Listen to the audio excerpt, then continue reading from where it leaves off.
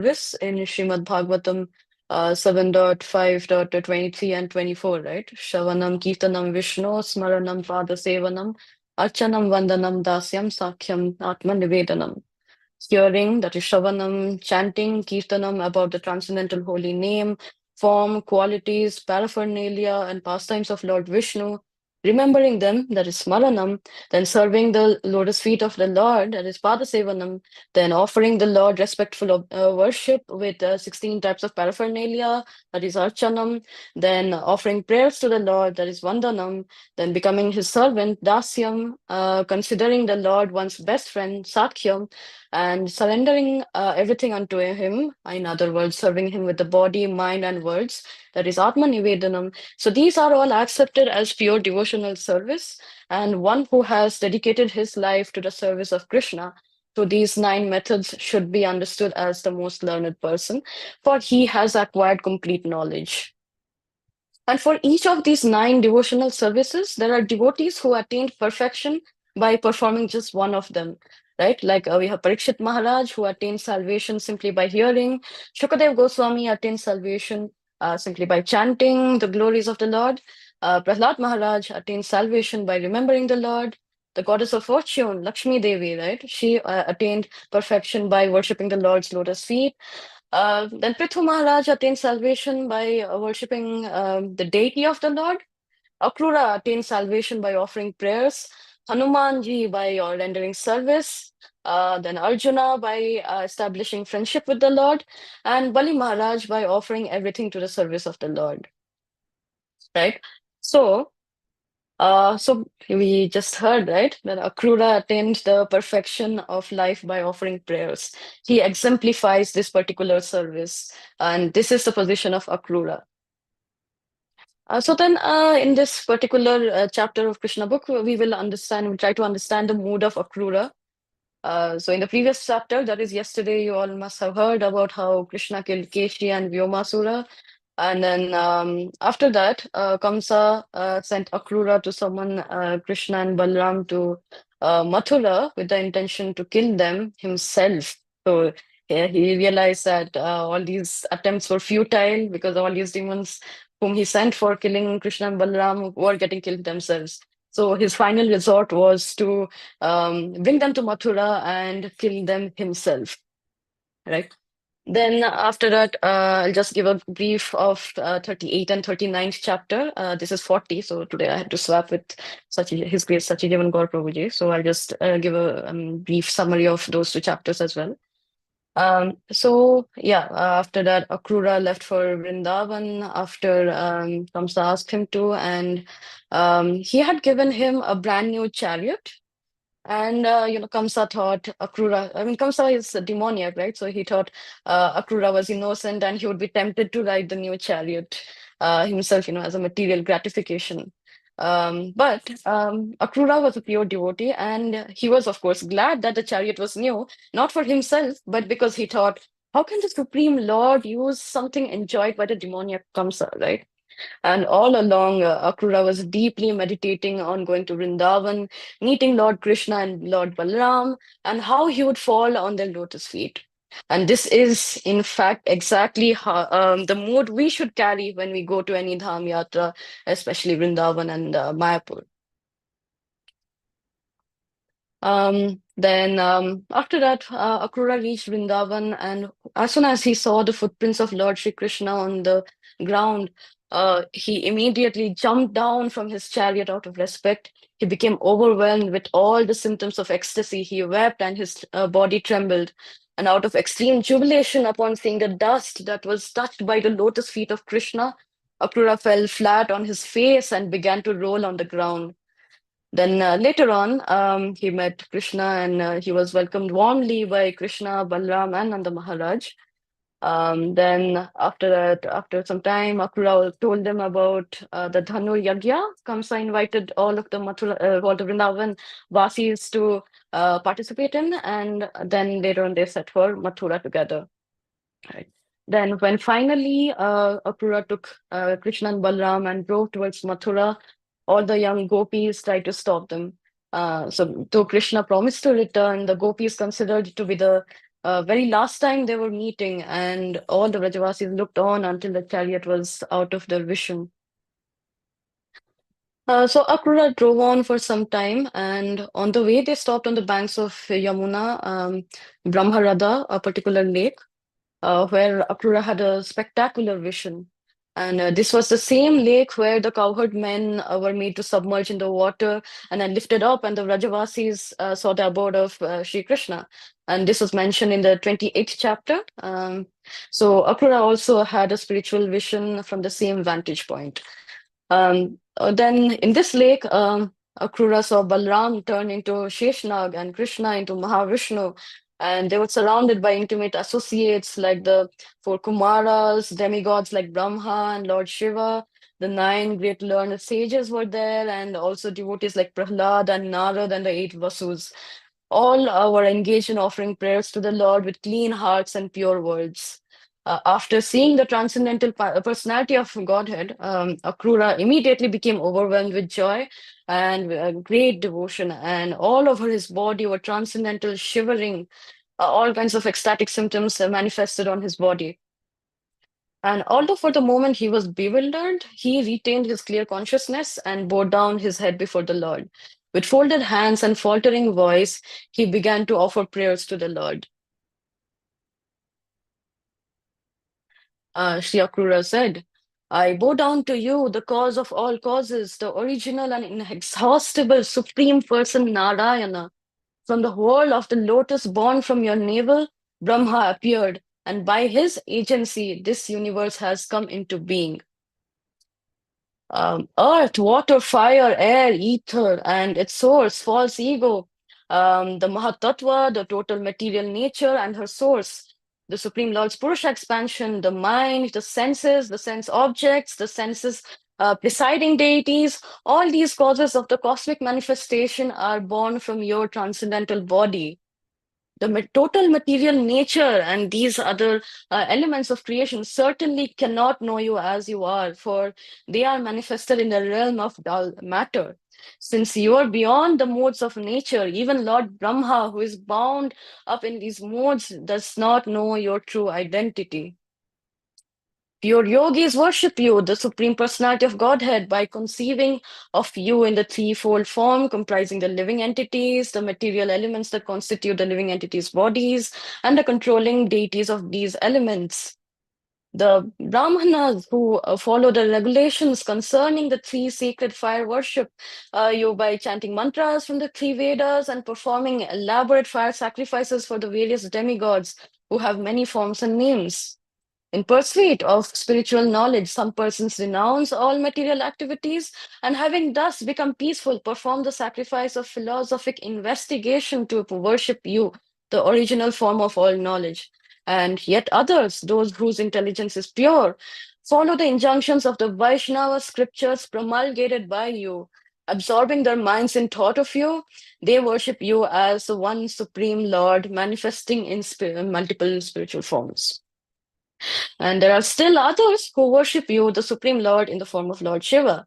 They follow the path described by him and interpreted in various ways by many teachers. But all these people, my Lord, even those who have turned their attention away from you, are worshipping other deities, are actually worshipping you alone, O embodiment of all the demigods. As rivers born from the mountains and are filled by rain, flow from all sides into the sea, so do all these paths in the end reach you, O Master. Please note that this is not to be confused with the Jotomot Totopot philosophy, but the actual import can be understood as follows. So those who follow the paths of Sankhya, Yoga, and the three Vedas worship the Supreme Lord in different ways. And in different places, there are, in the Vedas, there are recommendations that one worship Indra, Varuna, and other demigods. And these demigods are stated to be supreme there. At the same time, the Vedas state that there is one supreme controller, that is the absolute truth. And that is Sri Krishna, the personality of Godhead, who expands his potency through material creation into the forms of demigods. Thus, the worship of the demigods goes to him through the indirect method of karmakanda or fruitive religious rituals. So we, as devotees, don't want this indirect method of worshipping the Lord, because ultimately, however, if one wants to achieve eternal perfection, they should worship the Lord directly in full Krishna consciousness. Right. Then Akrura continues to pray. That he continues saying that goodness, passion, and ignorance, the qualities of your material nature, entangle all conditioned living beings from Brahma down to the non-moving creatures. I offer my obeisances to you, who, as the supreme soul of all beings, witness everyone's consciousness with unbiased vision.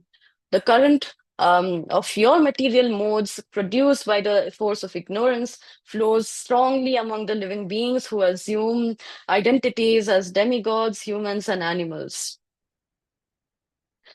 The fire is said to be your face, the earth your feet, the sun your eye, and the sky your navel. The directions are your sense of hearing, the chief demigods your arms, and the oceans your abdomen. Heaven is thought to be your head, and the wind your vital air and physical strength. The trees and plants are the hairs of your body, the clouds, the hair on your head, the mountains, the bones and nails of you, the supreme. The passage of day and night is the blinking of your eyes, the progenitor of mankind, your genitals, and rain, your semen. These are some examples of uddipan or stimuli which would help us remember Lord Shri Krishna all the time. In Bhagavad Gita 7.8, also we have a similar verse, right? Where Lord Krishna says that I am the taste of water and the light of the sun and the moon. Yeah. So that is Rasoham Apsu Konteya Prabhashmi Shashi Surayo Pranava Sarva Vedeshu Shabdakhe Purusham Nishu. And Akrura himself remembered Krishna on seeing his lotus feet on the ground initially when he reached Vrindavan. And this served as Uddipan for him. And another classic example of remembering the Lord through an Uddipan is Sripad Madhavendra Puri, who is the spiritual master of Ishwar Puri, who in turn is the spiritual master of Sri Krishna Chaitanya Mahaprabhu. So Sripad Madhavendra Puri would faint on seeing the clouds because they would remind him of Krishna. Now, though we have not achieved that level of bhava, at least we should force our mind to remember the Lord at all times when we see these elements, aforementioned elements. So next time when we see the mountains, we must think, well, these are Krishna's bones and nails. Or if we see trees, we must associate them as Krishna's hair on his body. So I will continue with the chapter, and Akrura continues praying. He says that all the worlds with their presiding demigods and teeming populations originate in you, the inexhaustible Supreme Personality of Godhead. These worlds travel within you, the basis of the mind and the senses, just as aquatics swim in the sea or tiny insects burrow within the Udumbura fruit. To enjoy your pastimes, you manifest yourself in various forms in this material world. And these incarnations cleanse away all the unhappiness of those who joyfully chant your glories. I offer my obeisances to you, the cause of the creation, Lord Matsya, who swam about in the ocean of dissolution, to Lord Hayagriva, the killer of Madhu and Kaitabha, to the immense tortoise, Lord Kurma, who supported Mandara mountain, and to the boar incarnation, Lord Varaha, who enjoyed lifting the earth. Obeisances to you, the amazing lion, Lord Nrsimha, who removed your saintly devotee's fear, and to the dwarf Vamana, who stepped over the three worlds. Obeisances to you, Lord of the Brigos, who cut down the forest of the conceited royal order, and to Lord Rama, the best of the Raghu dynasty, who put an end to the demon Ravana. Obeisances to you, Lord of the Sattvatas, and to your forms of Vasudev, Sankarshan, Pradyumna, and Aniruddha. Obeisances to you as the faultless Lord Buddha, who will bewilder the Daityas and Danavas, and to Lord Kalki, the annihilator of the meat eaters posing as kings. O Supreme Lord, the living entities in this world are bewildered by your illusory energy. Becoming involved in the false concepts of I and my, they are forced to wander along the paths of fruitive work. Now I too am deluded in this way, O Almighty Lord, foolishly thinking my body, children, home, wife, money, and followers to be real, though they are actually as unreal as a dream. thus mistaking the temporary for the eternal, my body for myself, and the sources of misery for sources of happiness. I have tried to take pleasure in material dualities. Covered in this way by ignorance, I could not recognize you as the real object of my love. Just as a fool overlooks a body of water to be and vegetate covered by vegetation growing in it and chases a mirage, so I have turned away from you. My intelligence is so crippled that I cannot find the strength to curb my mind, which is disturbed by material desires and activities, and constantly dragged here and there by my obstinate senses. Being thus fallen, I am approaching your lotus feet for shelter. O Lord, because although the impure can never attain your feet, I think it is nevertheless possible by your mercy. Only when one's material life has ceased, O lotus-naveled Lord, can one develop consciousness of you by serving your pure devotees. Obeisances to the Supreme Absolute Truth, the possessor of unlimited energy. He is the embodiment of pure transcendental knowledge, the source of all kinds of awareness, and the predominator of the forces of nature that rule over the living being. O son of Vasudev, obeisances to you, within whom all living beings reside. O Lord of the mind and senses, again I offer you my obeisances. Now, my Lord, I am completely surrendered unto you. Please give me your protection. Haribol. So, thus end the prayers by Akrura. You all must have observed the rhythm and how most prayers follow this particular flow, wherein the devotee begins by eulogizing the Lord, glorifying Him, His energies, and His activities. After that, they express their precarious condition, their helplessness, and finally, they beg the Lord for a benediction. And this is observed in Akrura's prayers and Gajendra's prayers and many other prayers we find in Srimad Bhagavatam. And so I would like to quote Srila Prabhupada's purport to Srimad Bhagavatam 7.5.23 to 24 on the importance of praying, especially for sadhakas like us. He writes that the Lord has unlimited transcendental qualities and opulences, and one who feels influenced by the Lord's qualities in various activities offers prayers to the Lord. In this way, he becomes successful, and we all are also in a precarious condition.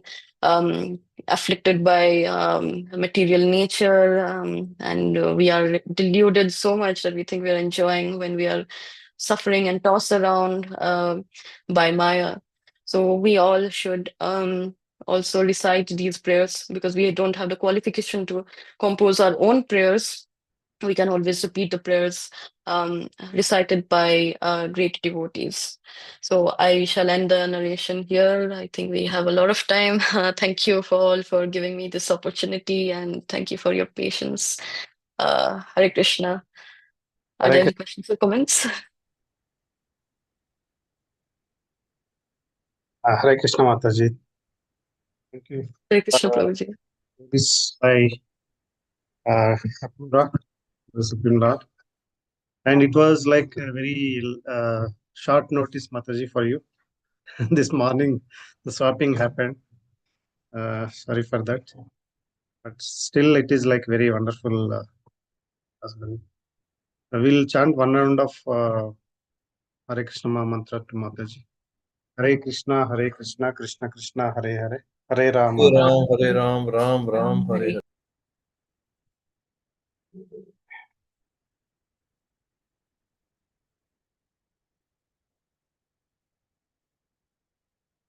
Start quiz.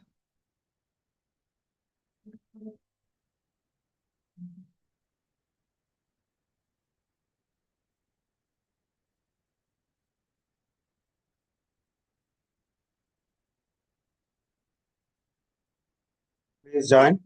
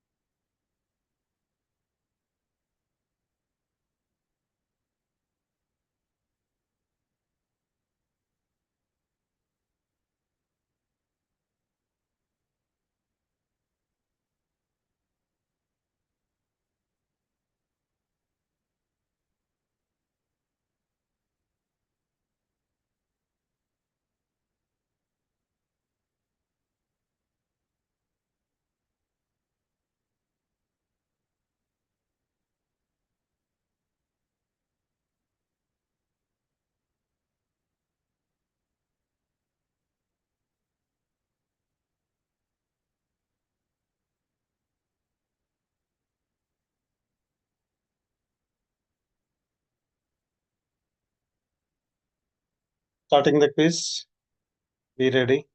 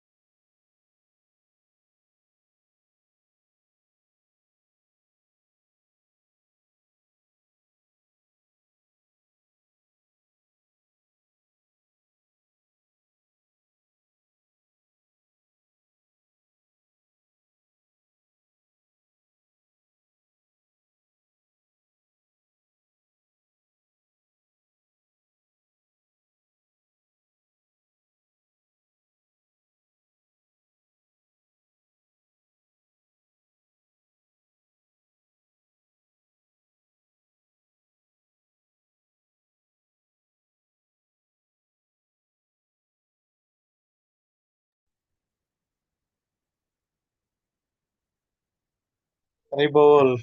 Bol to the winners. Congratulations, runners. Thank you all for joining. Hare Krishna.